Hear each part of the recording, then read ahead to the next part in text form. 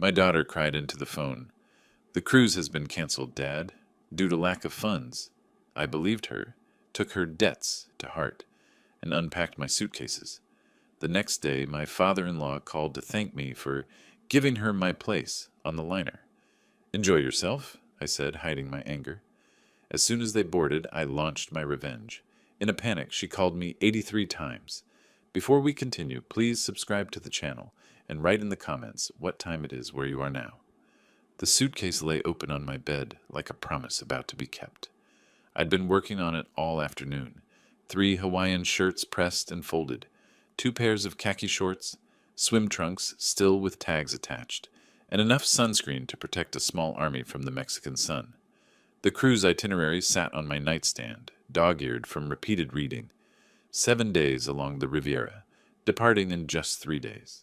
Cabo San Lucas, Puerto Vallarta, Mazatlán, cities I'd only seen in travel magazines and Travel Channel documentaries. I stood over the suitcase with my packing list, checking off items with a blue pen. Formal dinner jacket for the captain's night? Check. Comfortable walking shoes for shore excursions? Check. Prescription sunglasses? Check. The excitement hummed through me like electricity coursing through old wiring. 63 years old, and this would be my first real cruise. My first time leaving the country since that college trip to Tijuana back in 1982. My phone rang, the generic ringtone echoing through the quiet house. Alma's name lit up the screen. "Hey, sweetheart," I answered, tucking the phone against my shoulder while folding a linen shirt. "Don't tell me you forgot something important. I've got my list right here if you need to compare notes." Her voice came through tight, strained, different from her usual warmth. "Dad, I need to tell you something about the cruise." I stopped mid-fold, the shirt suspended in my hands. "Everything okay? You're not getting sick, are you? They say seasickness can be pretty rough, but I read that those patches work wonders. We have to cancel." The words tumbled out fast, like she'd been rehearsing them. "Glenn's having some financial issues at work, and we just can't swing it right now." The shirt slipped from my hands onto the bed. My chest tightened. "Cancel? Alma, what happened? Is Glenn all right? Did something happen with his position? Do you need help?" No, we'll figure it out." Her tone shifted, defensive, almost brittle. We can't go." "I'm really sorry, Dad." My disappointment felt heavy, physical, like someone had laid a wet blanket across my shoulders, but I pushed it down where she couldn't hear it. This was my daughter. If she was struggling, my vacation didn't matter one bit. "Hey, don't worry about it. These things happen. Your financial security matters more than a vacation. Way more." "Thanks for understanding." Relief flooded her voice, loosening the tension I'd heard. "I have to go. Dinner's burning on the stove. I'll call you later, okay?" "Of course. Love you, sweetheart." The line went dead before she could respond. I stood there holding my phone, staring at the half-packed suitcase. The cruise brochure rested on top of my folded clothes. Glossy photographs of turquoise water and white sand beaches. Couples walking along pristine shores. I picked it up, running my thumb across the images. The paper felt expensive, substantial. The birthday party flashed through my mind.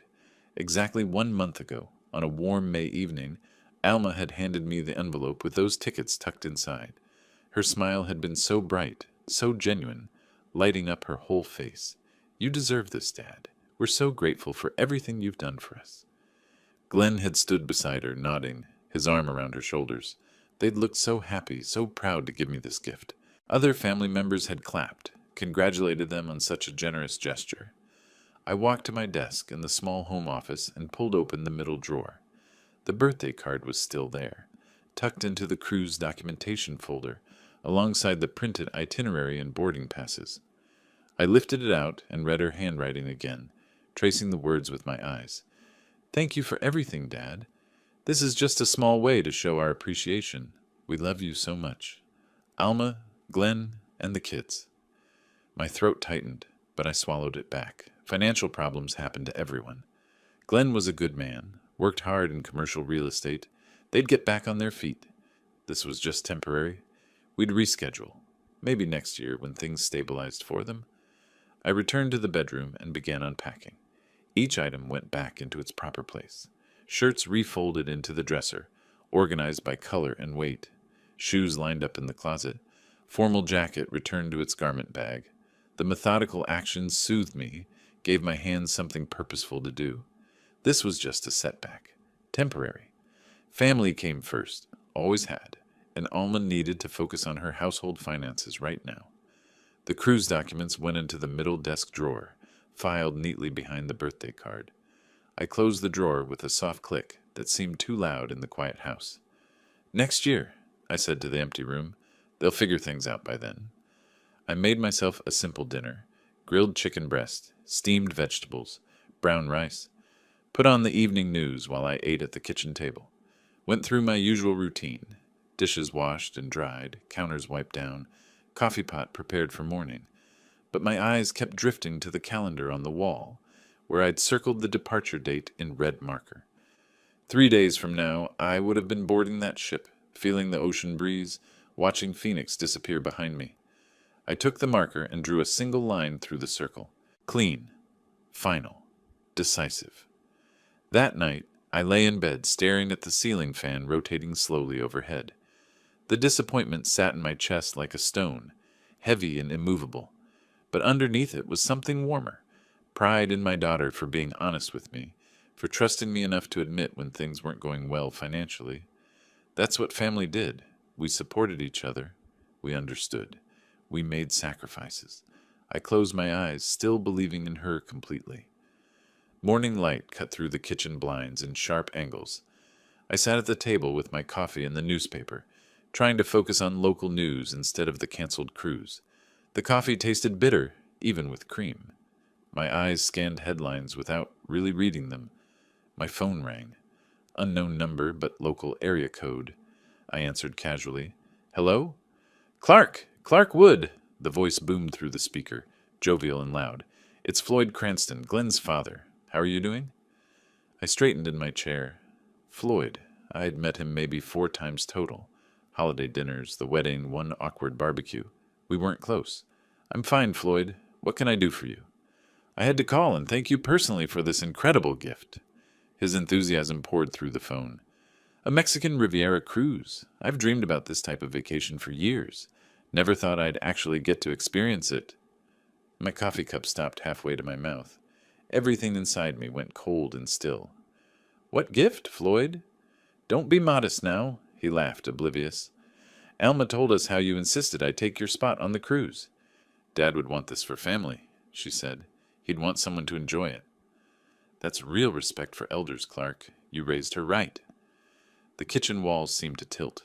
My hand lowered the coffee cup back to the table with exaggerated care, like I was moving underwater. "I see," I said. My voice came out flat, empty. "We're flying out tomorrow morning," Floyd continued, still riding his wave of excitement. "Glenn's excited. Alma's been packing all week. The kids are staying with Alma's friend. This is going to be the trip of a lifetime. Enjoy yourself, Floyd." The coldness in my tone finally penetrated at his enthusiasm. "Well, yes, thank you. I just wanted to say how much this means. Enjoy." I hung up. The phone sat on the table in front of me. I stared at it. My coffee grew cold. The newspaper lay forgotten, headlines meaningless. She hadn't canceled the cruise. She'd given my spot to Glenn's father, told him I'd volunteered it, made me look generous while stealing from me. I stood up slowly, walked to my home office, and sat at my desk. My movements felt mechanical, detached. I pulled open the file cabinet beside my desk and removed a folder labeled Second House, Rental Property. The property sat in a decent neighborhood 15 minutes away. 2,000 square feet, 3 bedrooms, built in 1998.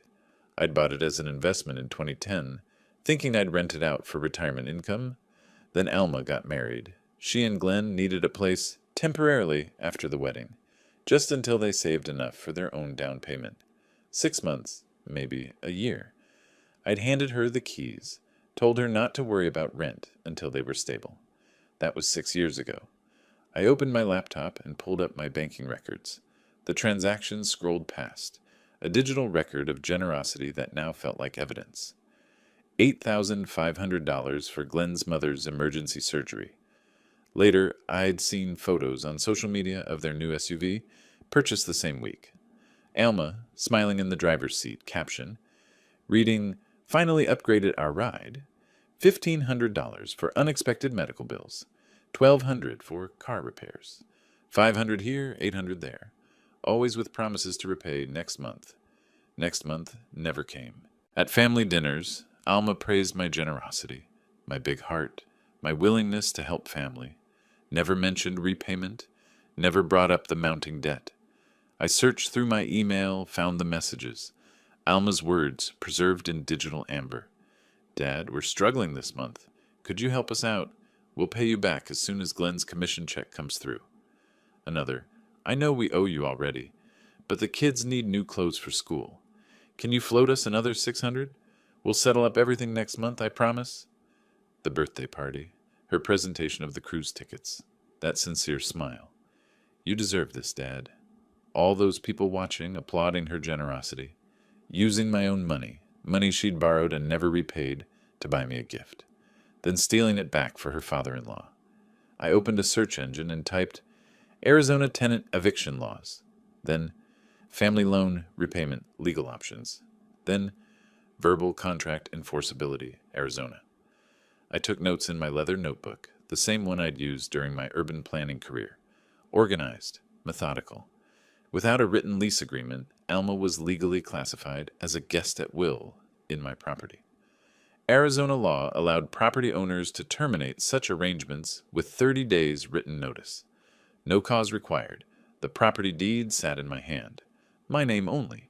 No legal claim from Alma whatsoever.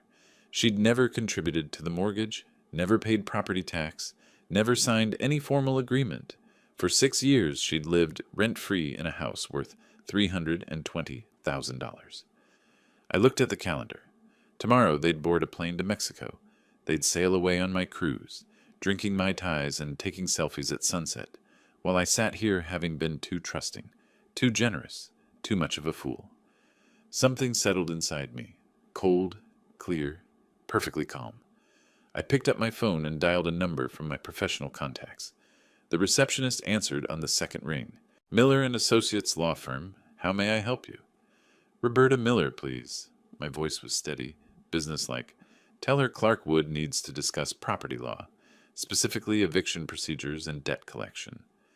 I waited on hold, listening to classical music, watching the morning sun climb higher through my kitchen window. Clark? Roberta's voice came through warm, professional. It's been a while. What's going on? I need to schedule a consultation. I glanced at my notebook, at the organized list of grievances and dollar amounts. How soon can you meet? I hung up with Roberta Miller's receptionist and sat back in my desk chair. Monday at 10, 3 days from now. The appointment was scheduled, official, real.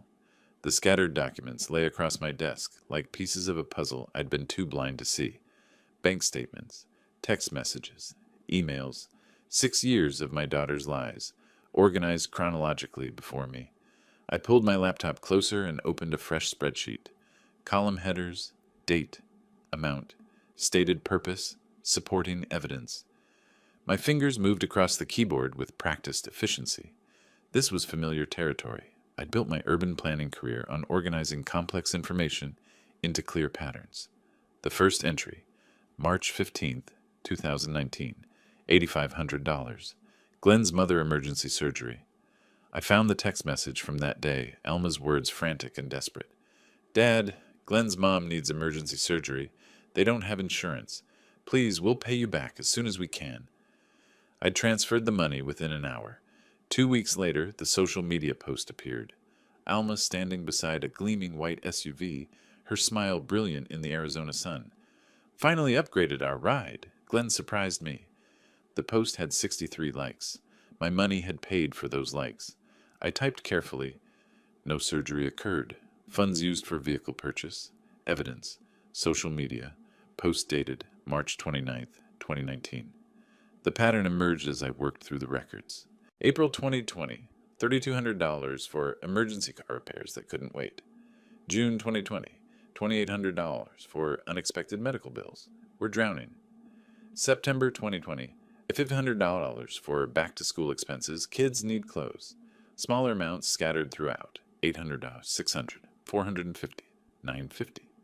Each request came with urgency, with promises, with gratitude. Each promise evaporated like morning dew.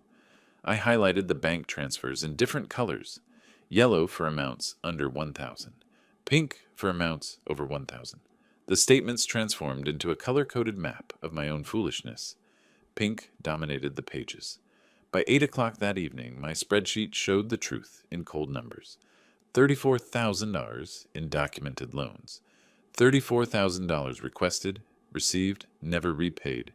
Each entry had supporting documentation, text messages where Alma wrote, "I'll pay you back next month, promise," or "Once Glenn's bonus comes through, we'll settle everything." The bonuses came. The settlements never did. I pulled another folder from my cabinet, the property deed to my second house. 3 bedrooms, 2 bathrooms, built in 1998, purchased by me in 2010 as an investment property. Located in a decent Phoenix neighborhood with good schools, currently valued around $320,000. The text exchange from 6 years ago still existed in my phone archive. I pulled it up, read Alma's message. "Dad, can we stay at your rental house temporarily? Just a few months while we save for our own place. We'll start paying rent as soon as Glenn's promotion comes through." Glenn's promotion came through 8 months later. The rent never did. I calculated quickly. 6 years and 2 months. If I'd charged even minimal rent, $200 monthly for a 3-bedroom house, that would be $74,400 in back rent. Add that to the $34,000 in direct loans, and my generosity totaled over $108,000. The number sat on my screen, stark and undeniable. I opened a new browser tab and searched Arizona tenant law, no written lease. The results loaded quickly. I read through statute after statute, taking notes on my legal pad. Without a written rental agreement, Alma was classified as a guest at will, not a legal tenant with formal protections. I could terminate her occupancy with 30 days written notice. No eviction lawsuit required unless she refused to leave. The process was straightforward, almost elegant in its simplicity. I wrote on my notepad, "Notice delivered Monday, expires mid-July." Tomorrow morning, Friday, Alma, Glenn, and Floyd would fly to San Diego. They'd board the cruise ship, my cruise ship, and sail away into the Pacific. They'd drink complimentary champagne, eat elaborate buffet dinners, take sunset photos from the deck. They'd post about their amazing vacation, their wonderful family trip, their gratitude for this incredible experience. Meanwhile, I'd sit here with my spreadsheets and legal research, preparing their homecoming surprise. The irony tasted bitter but satisfying. Let them enjoy their stolen vacation. 7 days of luxury purchased with deception. They'd come home to reality. I found a birthday card in my desk drawer, one Alma had sent 3 years ago. The front showed a father and daughter holding hands at sunset. Inside, her handwriting, "Thank you for being the most generous father anyone could ask for. I don't know what we'd do without you. Love always, Alma." I read it twice. Generous, the word used to make me proud. Now it felt synonymous with gullible, with foolish, with used. I placed the card face down on my desk and continued working.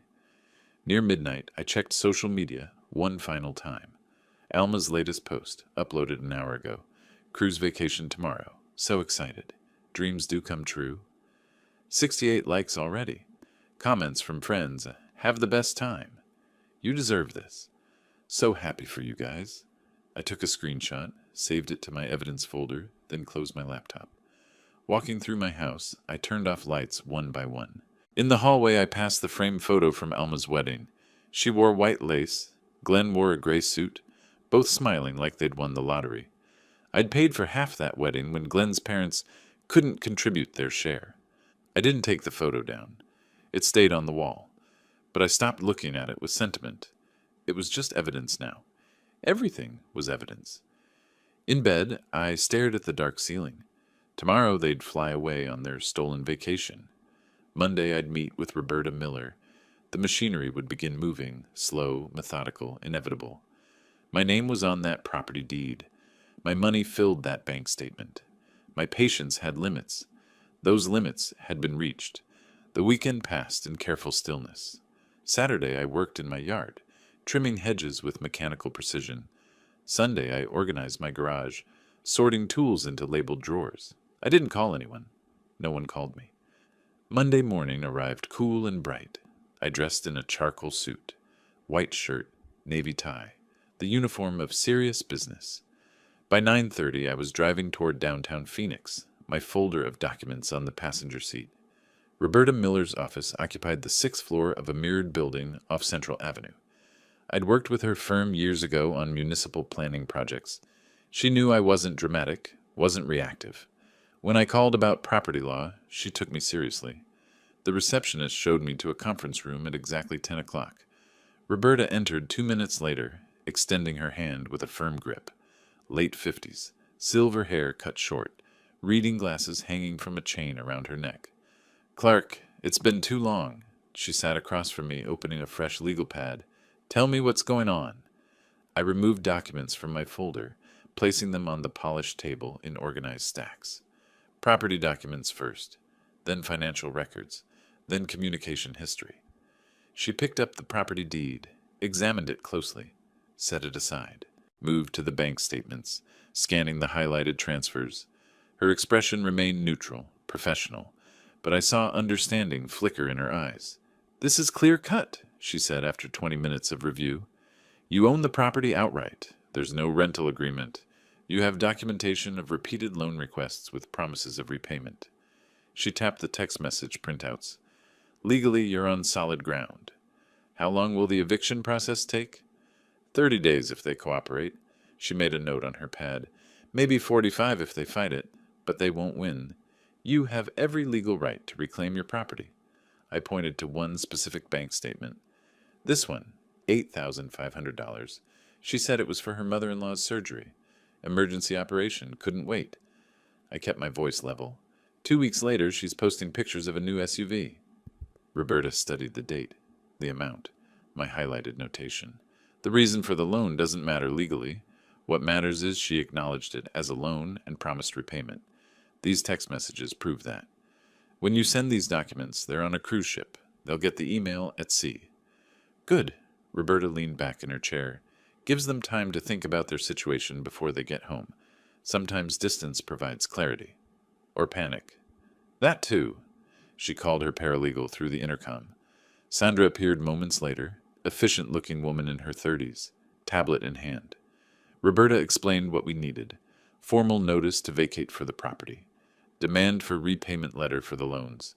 Both on firm letterhead, both sent certified mail and email for documentation purposes. Sandra worked quickly, her fingers flying across her tablet keyboard. She glanced up occasionally, asking clarifying questions. "Property address? Occupant names? Total debt amount?"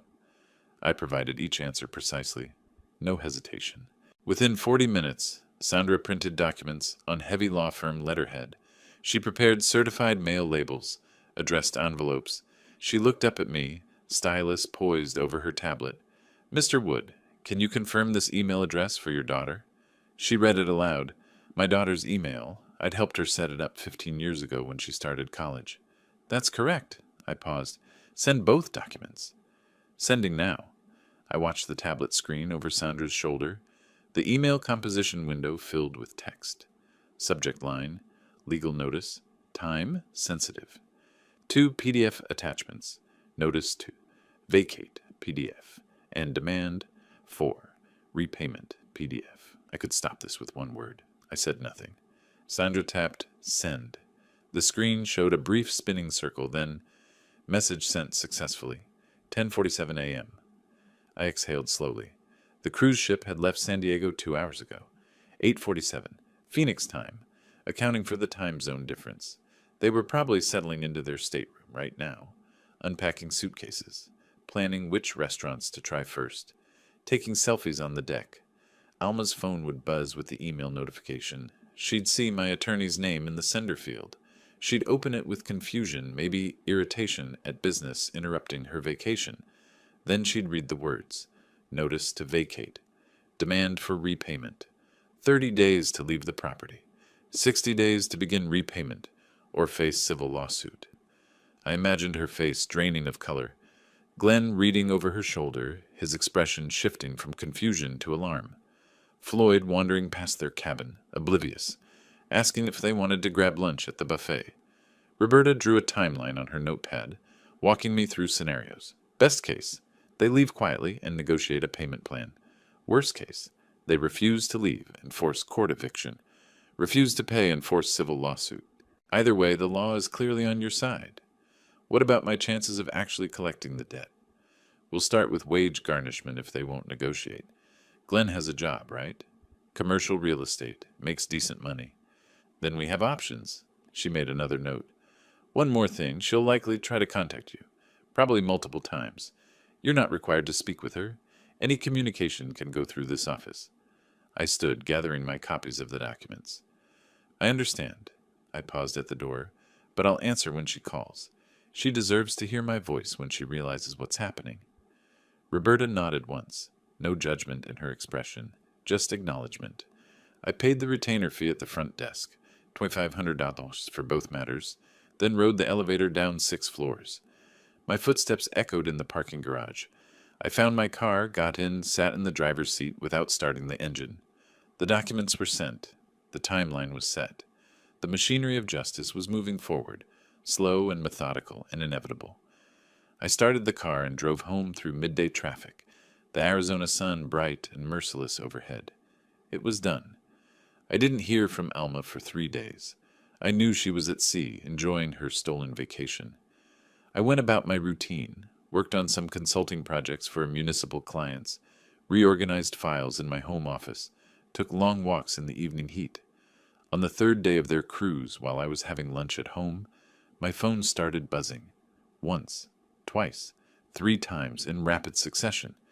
I glanced at the screen. Alma. I set the phone face down on the table and kept eating my sandwich. Later, I learned what had happened. The first 2 days of the cruise had been everything they'd hoped for. The ship was luxurious, gleaming corridors, multiple restaurants, a theater with evening shows. Floyd boasted to other passengers about how his family took care of him. Glenn won $40 at the ship's casino. Alma posted photos on social media. Sunset from the deck, elaborate buffet spreads, the 3 of them smiling with tropical drinks. On the 3rd morning, the ship docked at Cabo San Lucas. While Glenn and Floyd signed up for a fishing excursion, Alma decided to stay on board. She'd sleep in, maybe get a massage, definitely check her email using the ship's Wi-Fi. She'd been offline for 2 full days and felt disconnected from the world. She sat in the ship's internet cafe, a small room with 6 computer stations and terrible lighting. $29.99 for a 1-hour Wi-Fi package. She paid with her credit card and waited for her inbox to load. Promotional emails, social media notifications, a message from her dentist about an upcoming appointment, then one that made her stomach drop. Miller and Associates Legal Services. Legal notice, time sensitive. Her finger hovered over the screen. Miller and Associates. She didn't recognize the name. Legal notice. Her father's name in the preview text. She tapped it. The email opened. 2 PDF attachments. Notice 2. Vacate premises PDF. And formal demand for debt repayment. PDF. The first document loaded slowly on the weak ship connection. Official letterhead. Legal language.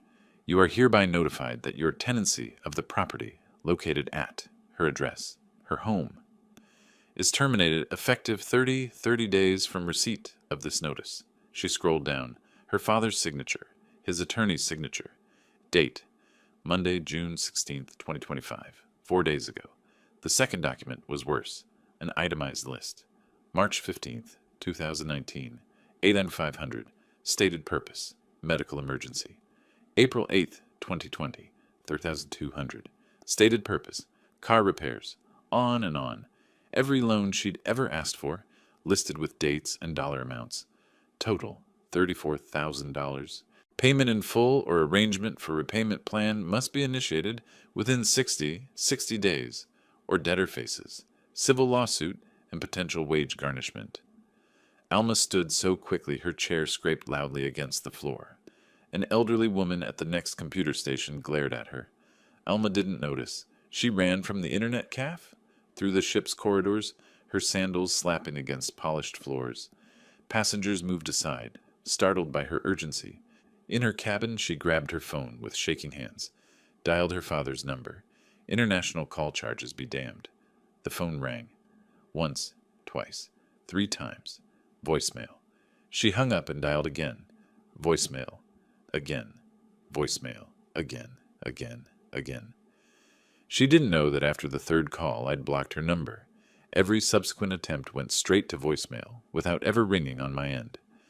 By the time Glenn and Floyd returned from their fishing excursion, sunburned, cheerful, Floyd carrying a photo of himself holding a marlin, Alma was hysterical. She'd called 15 times, sent a dozen text messages that I had read but not answered.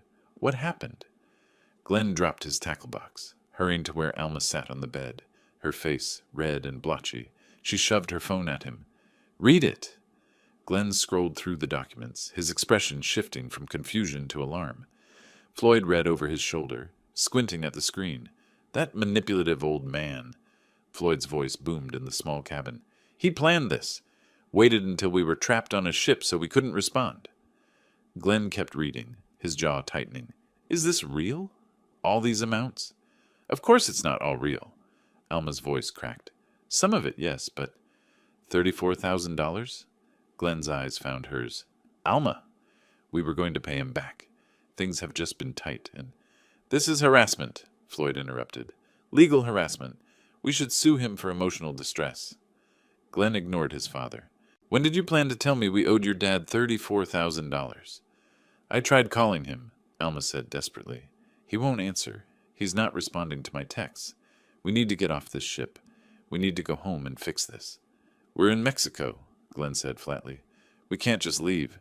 The ship returns in 4 days." Floyd paced the narrow cabin. "This is illegal. Has to be. You can't evict family." "He's not evicting family." Glenn's voice was cold. "He's evicting tenants who never paid rent." 4 more days at sea. 4 days of Alma sending text messages that went unanswered. "Dad, please answer." "Dad, we need to talk."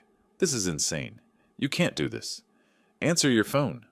I read each one as it arrived. My expression never changed. The messages escalated. Pleading, "Please, Dad, let's talk about this. There's been a misunderstanding." Explaining, "We were going to pay you back. Things have just been tight." Bargaining, "I can start making payments immediately. Just don't evict us." Then angry, "How can you do this to your own daughter?" Finally threatening, "You'll regret this. Everyone will know what kind of person you are." I took screenshots of the threatening messages and forwarded them to Roberta Miller. Then I muted the conversation. The rest of their cruise was miserable. Alma barely ate. Glenn spent hours on the ship's Wi-Fi researching Arizona tenant law, getting conflicting information from legal websites. Floyd alternated between rage and strategy sessions. "When we get back, we'll fight this properly. Get our own lawyer." Other passengers noticed their tension. The family that had been so happy, so celebratory, was now huddled in corners having urgent whispered conversations. They skipped evening shows, left dinners early. The dream vacation had become a floating nightmare. Meanwhile, I went to the gym, cooked healthy meals, met a friend for coffee, slept soundly. The machinery was in motion. Nothing they said or did from a cruise ship in Mexican waters would stop it. They returned home on a Sunday evening. I knew their flight schedule. I'd seen it on the original cruise itinerary. I imagined them driving through Phoenix at sunset, the city lights spreading out below the mountain preserve, Alma staring out the window with dread. I was in my backyard watering tomato plants when my phone rang. 7:45 p.m. Alma's number. I'd unblocked it that morning, knowing this call would come. Let her think I'd been ignoring her all week simply by choice. I let it ring 4 times before answering. "Hello, Alma?" "Dad." Her voice was raw, exhausted. "We need to talk. We just got home. There's the house. There's certified mail taped to the front door." I'd known about that. The certified letters had been returned to Roberta Miller's office after delivery attempts failed. No one home to sign for them. Standard procedure. Tape them to the door. Everything documented, everything proper. "Yes," I said. "Those are copies of the documents you received electronically." "Dad, please, can we come over? We need to talk face to face." "No." The single word hung between us. "What do you mean, no? I'm your daughter." "And you stole from me," I said calmly. I walked inside, closing the patio door behind me. "You lied to me repeatedly. You took my cruise and gave it to Glenn's father. We don't need to meet face to face. You need to contact my attorney. How can you do this to me? You're throwing your own daughter out on the street. I sat in my living room chair, looking at the framed photos on my bookshelf. Alma at her high school graduation, Alma at her wedding, smiling, grateful, loving daughter. You have a job. Glenn has a job. You'll find another place to live. You've had 6 years of free housing. That's ended. And because of one cruise? One thing and you destroy my life? Not one thing. My voice stayed level. 6 years of things. The cruise was simply the clearest example of what you think of me. I'll pay you back, I promise. Just don't do this. Your promises don't mean anything anymore, Alma. You have 30 days. Contact my attorney if you need clarification. Dad, please. She was crying now. I made a mistake. I'm sorry. Give me another chance. I looked out my window at my garden, at the roses I'd planted last spring. You made your choice when you gave my cruise spot to Floyd. I'm making mine now. I pressed the red button. The call ended. I set my phone on the side table and returned to my book. At Alma's house, my house, the scene was different. Alma threw her phone across the room. It bounced off a couch cushion and landed on the carpet. Screen intact, but her frustration unspent. She collapsed onto the couch, pulling a throw pillow against her chest, sobbing. Glenn sat beside her, saying nothing. What could he say? Floyd paced, muttering about heartless old men and legal battles. After 20 minutes, Glenn stood and retrieved his laptop from their bedroom. He opened it at the kitchen table and began typing searches. 3-bedroom house, rent Phoenix, Arizona. Arizona tenant rights without lease. Eviction notice response options. The results were clear and consistent. Without a lease agreement, they had no legal leg to stand on. 30 days was generous. Arizona law allowed property owners to terminate at-will tenancy with as little as 10 days' notice in some circumstances. We need to focus on the practical, Glenn said, his voice cutting through Alma's sobs and Floyd's rants. We have less than 26 days to find a place and move. This is what he wants. Floyd jabbed a finger toward nothing in particular. He wants you to roll over. He wants us out of his house, Dad, and legally he can have that. Glenn's exhaustion showed in every word. Fighting costs money we don't have and time we don't have. Alma lifted her head. How much do we need? To move? Glenn had already calculated it. 5,000, maybe 6. First month's rent, security deposit, truck rental, utility deposits at a new place. He paused. Plus application fees. Plus paying someone to help us move heavy furniture. We don't have that, Alma whispered. I know. Glenn met her eyes. We'll figure something out. Credit cards. Maybe a personal loan. We don't have a choice. We have savings, Alma said desperately. $2,800. That covers maybe half of what we need, and then we're broke. Glenn's fingers moved across his laptop keyboard. Rental applications require proof of income. First month, last month, security deposit. Some places want all 3. We're looking at $2,600 to $2,800 a month for a 3-bedroom in a decent area. The numbers were crushing. They'd lived rent-free for so long that budgeting had become abstract. Glenn's income paid for car payments, insurance, their children's activities, groceries, dinners out. Alma's income went to shopping, household items, savings, except the savings rarely accumulated because there was always something they needed. What about the $34,000? Floyd asked. Can't you just ignore that? No.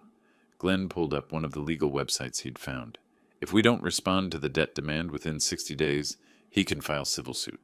Once he has a judgment, he can garnish wages, place liens on any property we acquire, damage our credit for years. So we're supposed to find $6,000 to move and start paying him back. Alma's voice rose. How? Glenn closed his laptop. I don't know yet, but we have 3 weeks to figure it out, so we need to start now. He opened a notebook and wrote a header. Plan. Below it, numbered items. 1. Find rental property. Budget $2,600 month max. 2. Apply for personal loan or increase credit card limits. 3. Schedule moving truck. 4. Start packing. 5. List furniture we can sell to raise cash. 6. Contact Dad's attorney about debt repayment plan. Alma watched him write. You're really going to negotiate with him? After what he's doing? He's within his legal rights. Glenn's pen didn't stop moving. Being angry doesn't change that.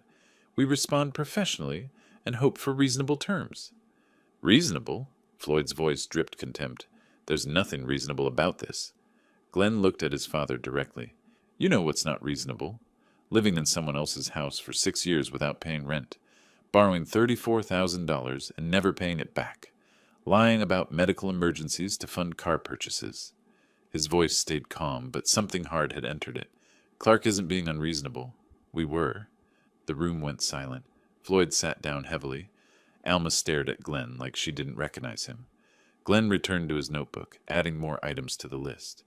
The only sound was his pen scratching paper and the hum of the refrigerator. Outside, the Phoenix night had fully settled. Somewhere across the city, in a different house, I was reading my book in peaceful quiet. The machinery continued its work. 2 days after they returned from the cruise, Alma made an appointment with an attorney. Not my attorney, her own. I learned about this later through Roberta, who received a call from Marcus Chen's office requesting copies of the eviction documents. I wasn't concerned.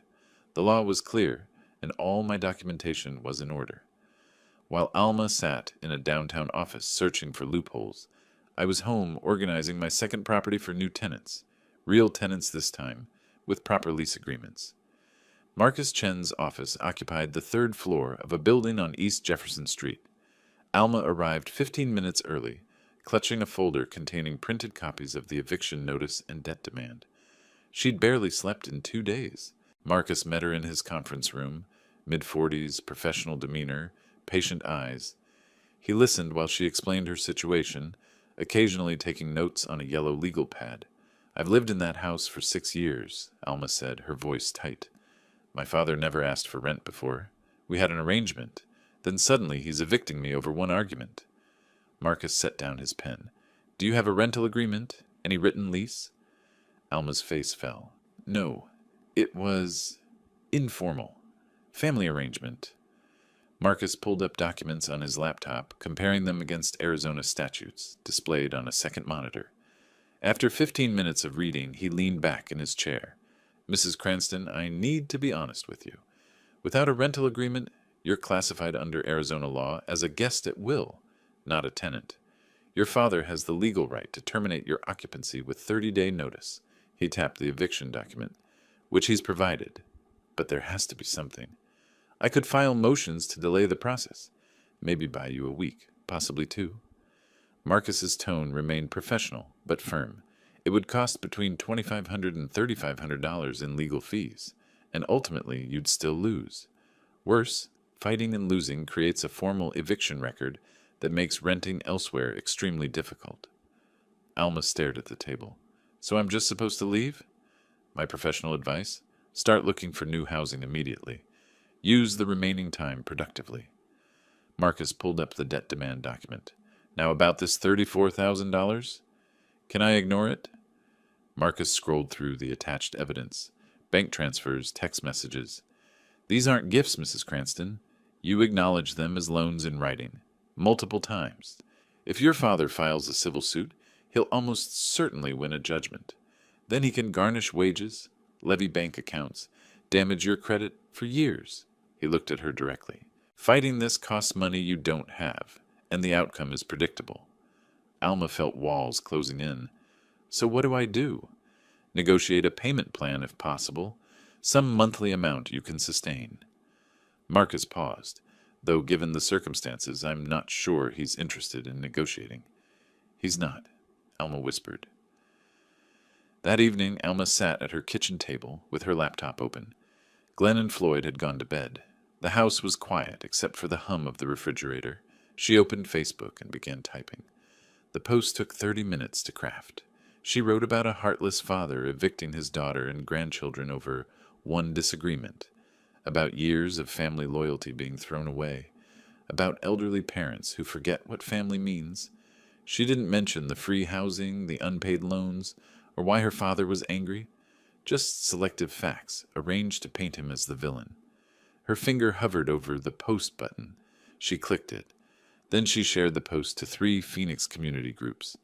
Within an hour, comments appeared. Some of Alma's friends expressed shock. That's terrible.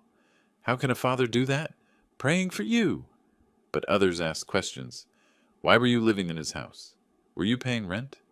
What was the disagreement about? A woman who'd worked with me on a municipal project commented, I know Clark Wood professionally. He's one of the most reasonable people I've met. There's always two sides to these stories.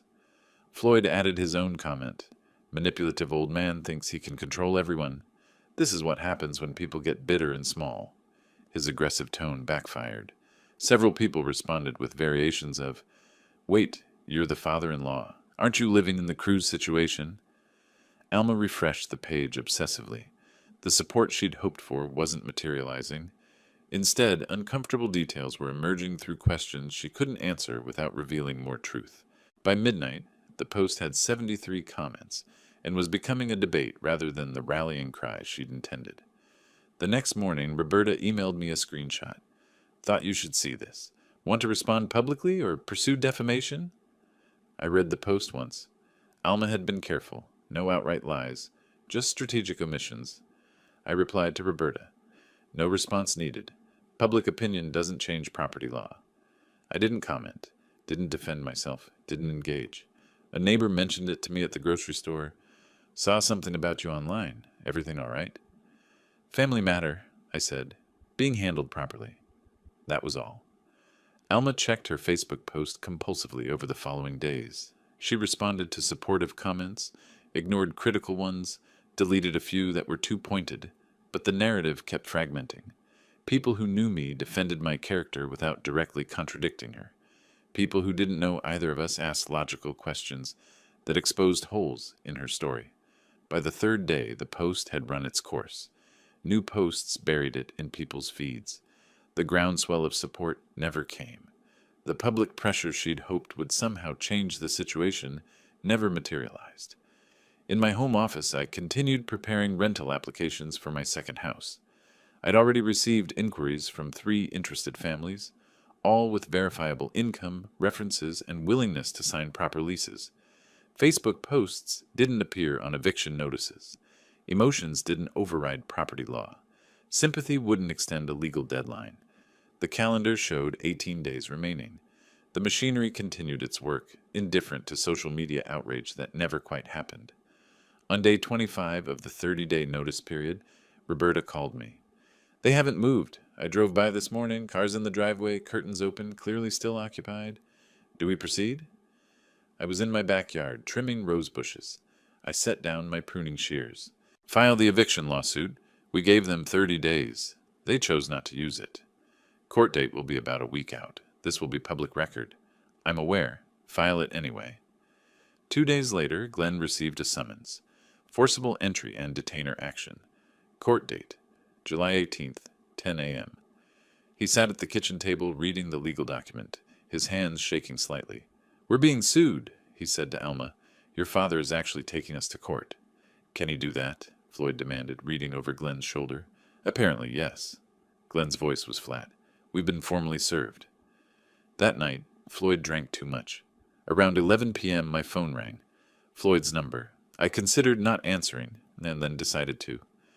I pressed the record button on my phone app. Arizona is a one-party consent state, and accepted the call. Clark Wood, I said. You think you're tough? Floyd's words slurred slightly. Taking advantage of your own daughter? Real men don't do that. Maybe somebody needs to teach you a lesson about respect. I kept my voice calm, deliberately clear. Floyd, are you threatening me? I want to make sure I understand what you're saying. I'm saying people like you get what's coming. You keep pushing, you'll find out. I see. Thank you for clarifying. I ended the call. The recording was saved automatically. I emailed it to Roberta with a brief note. Documentation of harassment. Retain for possible future action. The court hearing was brief. 20 minutes from start to finish. I sat at the plaintiff's table with Roberta. Alma, Glenn, and Floyd sat at the defendant's table with no attorney. The judge, a woman in her 50s with sharp eyes and no patience for drama, reviewed the file before calling the case. Wood versus Cranston, forcible entry and detainer. She looked up. Mrs. Cranston, do you have any written agreement with the property owner? Alma stood. No, Your Honor. He's my father. It was informal.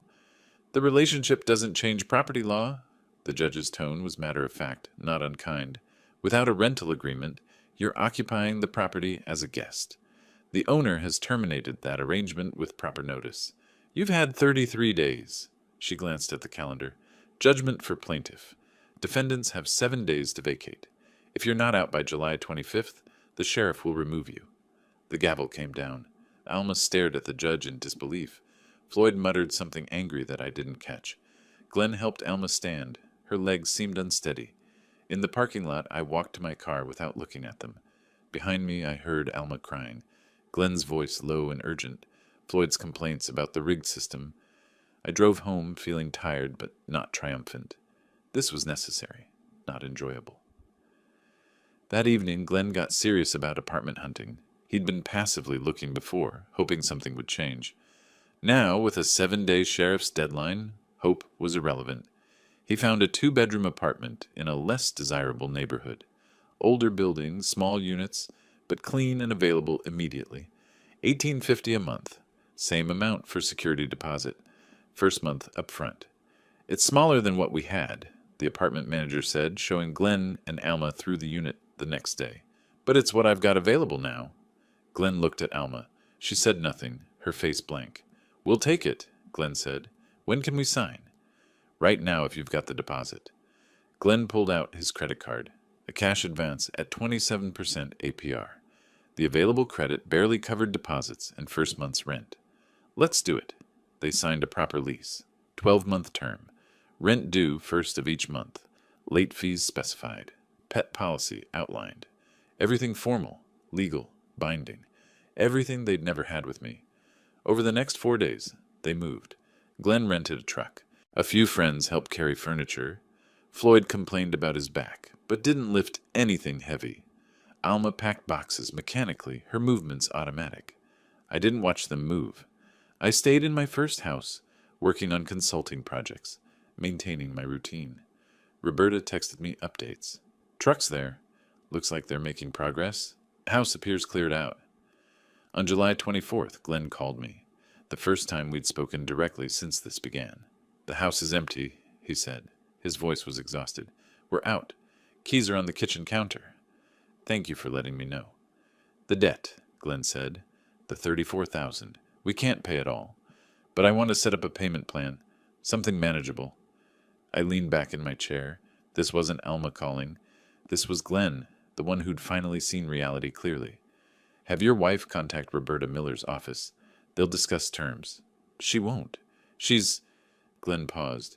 She's not in a good place right now. Can I handle this directly? You can try. Roberta will need Alma's agreement in writing since the debt is in her name. I'll get it. Glenn sounded determined. I'll make this right. We'll see, I said, and ended the call. The next day I drove to my second house, the house I'd owned for 15 years, the house where Alma had lived rent-free for 6 years, the house that was finally mine again. I walked through empty rooms. They'd cleaned reasonably well. Some minor damage, scuff marks on walls, scratches on hardwood floors. Nothing major, nothing worth pursuing. In the living room, afternoon light streamed through windows they'd left open. The house felt different, lighter, mine. I stood in the silence, keys in my hand, and exhaled slowly. The eviction was complete. The property recovered. The legal precedent established. One phase ended. Another, the debt collection, was just beginning. 6 days after the judge's ruling, they moved out. I didn't go to the house that day. I didn't want to see Alma's tears or Floyd's glares. Didn't want any dramatic final confrontation. I stayed home, working in my garden, occasionally checking my phone for Roberta's text, confirming they'd left. It came at 4 p.m. Property vacated. Keys left on kitchen counter. I waited another hour before driving over to inspect what they'd left behind. The house felt hollow when I entered. Empty rooms echoed my footsteps. Most furniture was gone. Alma had taken pieces I'd given her over the years, which I'd expected. The living room where her children had played showed rectangular impressions in the carpet where furniture had stood. Darker patches marked 6 years of occupation. I walked through systematically, phone in hand, photographing each room. Missing items caught my attention. The coffee table I'd bought specifically for this house. Some framed artwork from the hallway. various kitchen utensils, bathroom towels, light bulbs removed from fixtures, small acts of petty revenge, totaling maybe $200 or $300 in value. Not worth pursuing. In the master bedroom, I opened the closet. Empty hangers. A single sock forgotten in the corner. I photographed the space, made notes on my phone. Carpet cleaning required. Paint touch-ups in hallway. Minor repairs to closet door. The house was structurally sound. It would rent easily once cleaned. I stood in the empty living room as afternoon light slanted through western windows. For 6 years, this space had housed my daughter's family. Birthday parties, holiday dinners, children growing, all of it happening while I paid the mortgage, the property taxes, the insurance, the maintenance costs. I felt nothing but relief. The house could breathe again. I locked up and drove home, already reviewing the 3 rental applications Roberta had forwarded. Proper tenants this time, background checks, employment verification, legal lease agreements. No more family favors. 1 week after the move-out, Roberta sent Alma the formal debt repayment demand via certified mail and email. The letter was clear and professional. $34,000 owed, itemized list of loans with supporting documentation attached, 30 days to respond with payment plan or full payment. Failure to respond would result in civil lawsuit. Alma received it on a Tuesday morning. She sat at the small kitchen table in her cramped 2-bedroom apartment, reading through the pages. The itemized list looked brutal in black and white. $8,500, $3,200, $2,800, plus multiple smaller amounts. Each entry included the date, bank transfer record, and screenshots of her own text messages promising repayment. The evidence was undeniable. She set the letter face down on the table, walked to the kitchen drawer, and filed it away. "What are you going to do about it?" Glenn asked that evening. "He's bluffing. He got his house back. He made his point. He won't actually sue." Glenn looked at her for a long moment. "Alma, I don't think... He won't sue his own daughter. I know him. This is just intimidation." Glenn was too exhausted to argue. They ignored the demand. 30 days passed. I met with Roberta in her office on a Wednesday morning. She had all documents prepared. She'd been ready for this outcome for weeks. "File the lawsuit," I said. She nodded, opened her laptop, and began the electronic filing process. I watched over her shoulder as she uploaded documents. Bank transfer records, text message screenshots, emails, the unanswered demand letter. The filing fee was $349. I paid it without hesitation. The confirmation appeared on screen. Case filed successfully. Civil action for debt collection. Case number CV-205 08547. Court date August 28th, 2025, 9:30 a.m. "Done," Roberta said. 2 days later, Alma received the civil summons. A sheriff's deputy knocked on her apartment door, handed her the envelope, had her sign for it. She opened it with shaking hands. Her father wasn't bluffing. Glenn's reaction when she showed him, "We need to find money for a payment plan. Now." But they were stretched impossibly thin. New rent, $150 monthly. The security deposit and first month had maxed out their credit cards. Moving costs had drained their savings to $400. Glenn made about $7,000 monthly. After rent, car payments, insurance, utilities, food, and minimum credit card payments, they had maybe $1,100 left each month. The $34,000 judgment loomed like a mountain they couldn't climb. Floyd called me 3 days after Alma received the summons. "Let's put this behind us," he said, his tone attempting conciliation. "Family is family. Forget the money. Let them start fresh." "Floyd, the lawsuit proceeds as filed. Don't contact me again." I ended the call and blocked his number. 2 days later, he showed up at my house. I watched from my living room window as he parked in my driveway, walked to my front door, and knocked. He waited. Knocked again. Called out my name. I didn't move. After 5 minutes, he returned to his car and drove away. I texted Roberta. Floyd attempted contact at my residence despite being told not to. Documented on doorbell camera. Time-stamped footage available if needed. Her response, noted. Will include in case file if he escalates. Floyd's power and authority had proven meaningless against legal process. He slunk back to his own home, diminished and irrelevant. The court date approached. Glenn contacted Marcus Chen. The attorney Alma had consulted months ago. With limited funds, they paid $1,500 for Marcus to represent them at the hearing. Marcus reviewed the evidence and delivered honest advice. We can't win. The documentation is overwhelming. Best strategy is to request a payment plan rather than lump sum judgment. Alma wanted to fight anyway. Marcus gently explained that fighting without grounds was wasting money they desperately needed. On August 26th, 2 days before the hearing, I received rental applications from a young couple. Both teachers, solid income, excellent references. I approved their application, signed a 1-year lease, and scheduled their move-in for September 1st. The circle was closing. My property would house proper tenants. My debt would be acknowledged legally. My boundaries would be legally enforced. Everything I'd worked toward since that phone call from Floyd about the cruise. The machinery had done its work. Now came the final judgment. The courtroom was smaller than I'd expected. 20 rows of benches, fluorescent lighting, the seal of Arizona mounted behind the judge's bench. August heat pressed against the building outside, but aggressive air conditioning made the courtroom almost cold. I sat at the plaintiff's table with Roberta. Alma, Glenn, and Marcus Chen sat at the defendant's table. Floyd was somewhere behind us. I didn't turn around to look. The judge entered. We stood. She sat. We sat.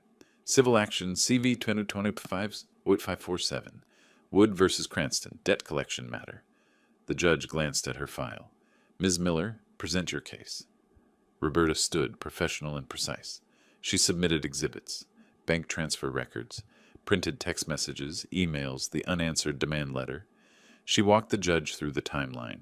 6 years of loans, each one requested with promises of repayment, none ever repaid. The evidence shows clear acknowledgement of debt, Roberta said. The defendant explicitly described these transfers as loans in writing, repeatedly promised repayment, and never contested the debt until legal action became necessary. The judge examined the documents, looked at Marcus Chen. Defense? Marcus stood. He looked tired. Your Honor, these were family transactions. My client's father helped her during difficult times. The informal nature of family communications doesn't necessarily indicate legal debt obligation. Mr. Chen. The judge held up a text message screenshot. Your client wrote, and I quote, I'll pay you back next month, Dad. Promise. Does that sound informal, or does it sound like acknowledgement of debt? Marcus hesitated. Family communications are often casual. But they do reflect acknowledgement of debt. Continue, Ms. Miller. Roberta presented the remaining evidence efficiently. The pattern was undeniable. Request for money. Promise to repay. Money transferred. No repayment. Repeat. $34,000 over 6 years. Marcus made his closing argument. Your Honor, imposing a judgment would create severe financial hardship. My client has 3 children, limited income. Mr. Chen, hardship doesn't erase debt. It may affect payment terms, but not the existence of the debt itself. The judge closed the file.